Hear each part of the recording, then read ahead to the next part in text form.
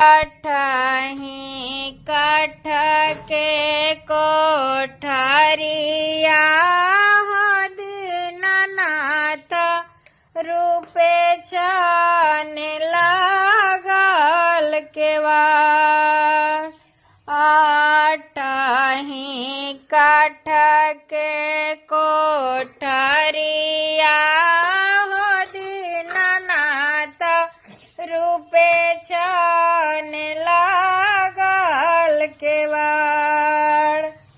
ताही ऊपर चढ़ी सुतल हो दीनानाथ बाजिन केवड़िया धइल ठाड़। ताही ऊपर चढ़ी सुतल हो दीनानाथ बाजिन केवड़िया धइल ठाड़। चंदरा उघारी जाब देखल हो दीनानाथ कवन संकट पड़ल तोहार।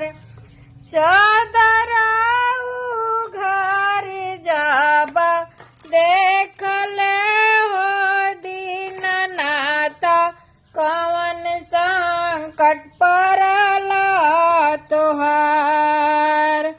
पुत्र संकट पड़ल मोरा हो दीनानाथ ओहिला केवड़िया धइल ठाड़।